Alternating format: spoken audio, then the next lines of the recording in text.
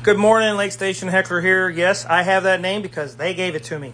All right, so there's a couple things that I wanted to focus on, and it refers to the 4 steps of actual great leadership and a great, just somebody who's being proactive, meaning they're highlighting on things, right, or they want to change things. So first thing is observation, and a lot of teachers and educators and doctors and lawyers and everybody who runs companies and corporations and businesses knows that these are very simple, easy attainable things. First thing is observation.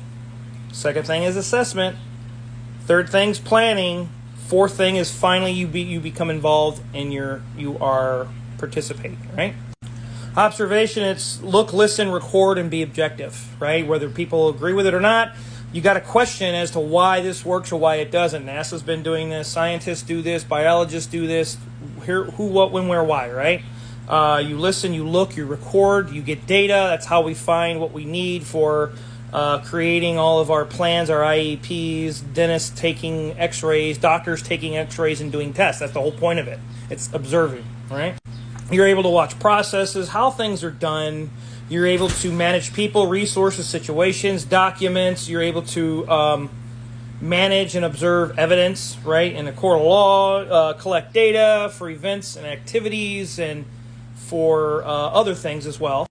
You can properly manage and monitor medical situations, any situation really, on a job site. Safety guy knows to do this often as observing, as a safety guy, which I've done numerous times on job sites, which I think that's another reason I'm so observant of things.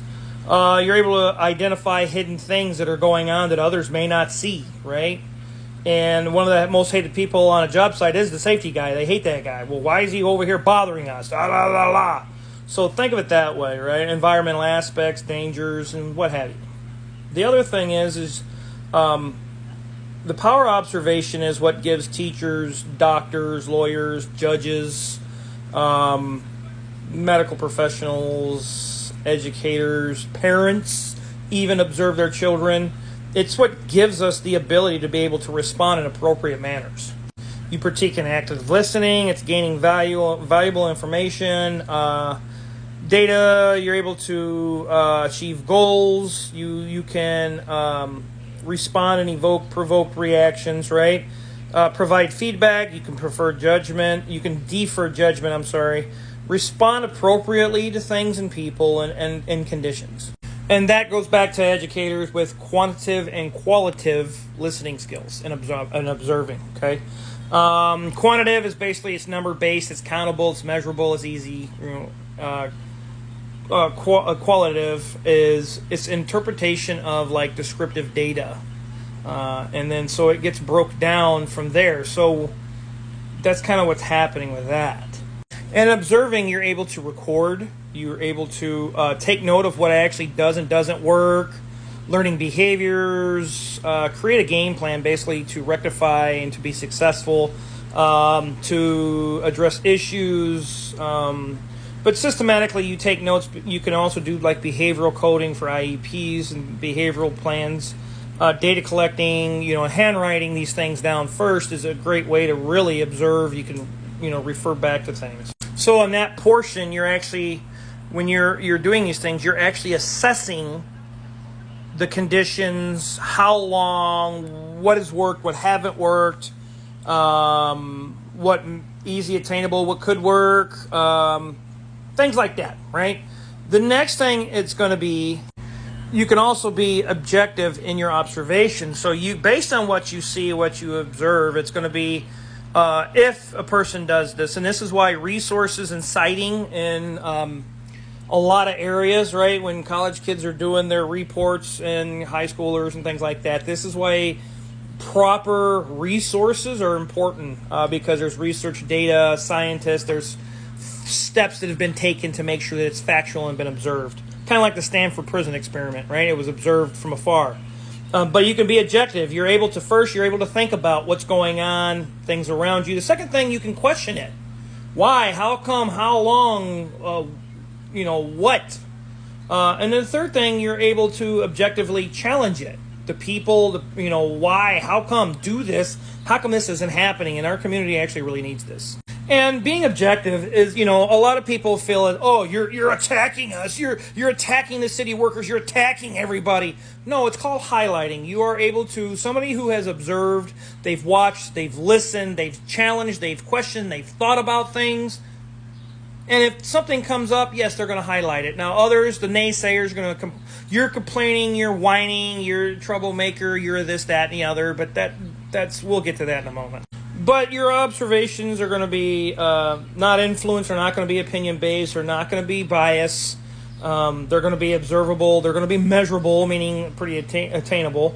Quantifiable facts. It's pretty factual. And sometimes you don't have to be a scientist to know that something needs to change, right?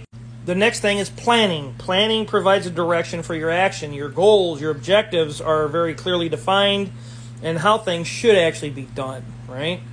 And it kind of helps a person be accountable for what they're doing and what they've done and said they would do, right? Kind of in our situation in our city.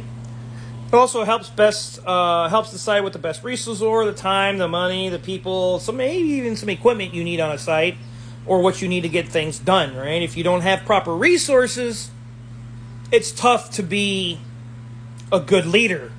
I think it's funny that people pat themselves on the back, say they're good leaders, and they have every resource to make them successful, and they still openly decide to fail.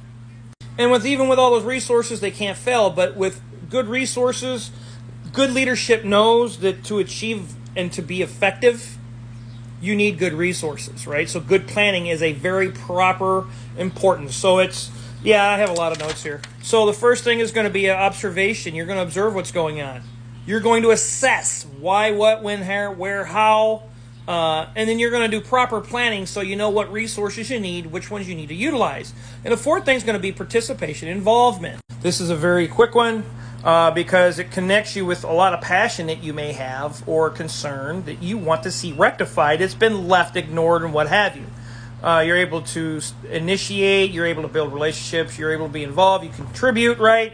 So you can shut your naysayers up, even though we'll get to them in a moment. You're able to take responsibility for your community or for your job site, for your workers, for whoever. You're able to achieve the common goal for everybody, not for a special group, be biased or what have you. And you can make actually effective decisions that will affect many lives and for a long period of time. Or short period of time if that's what you decide to do. Great leaders actually have the unique ability to be able to observe, assess, and to plan, and to be proactive or highlight and be very directive in identifying these things, right? They also are able to identify strengths and weaknesses, unlike many others. They set clear goals and they achieve them. It's very simple, okay? And with things of nature, we'll get there. However, so when people in the community, and they have done this numerous times, too many people within this community say, oh, you're complaining, you're a whiner, you're just a trouble starter, you're a nobody, you're a nothing, you're just blabbing your mouth, I can't wait to smack you in the face, as I've been told by someone who called themselves a great leader and another one who pats himself on the back, yet doesn't know how to control his emotions, he doesn't know how to control his mind and his thought process, which tells me that's bad leadership and a person who's unstable, period. So they actually don't have the quality, the ability to be great observers or to have those traits. They don't know how to properly assess either when they're unstable like that. There's no way they can properly plan being unstable mentally, emotionally, and things like that. Therefore, their efforts, their actions kind of show the fact of that it's all worthless, it's all useless. Because if you can't master your mouth, you can't master your mind, you can't master your emotions, those are honestly not leadership qualities and nothing that the community needs. So when Mr. Anderson from the Matrix wants to sit there and go, oh, I can't wait to bust you in the mouth, that's probably not good leadership for council. It's probably not good leadership. When our mayor says you're a clown, it's not good leadership, right? But these are some things. Go check out the Lake Station Heckler, because that's what I am, and that's what they've called me, and that's what I'll be. But I'm here to help the community, kind of highlight, to advocate for some better things, and hopefully we can shut this down. Check out the Lake Station Heckler on Facebook. Stay with me, and stay tuned for more.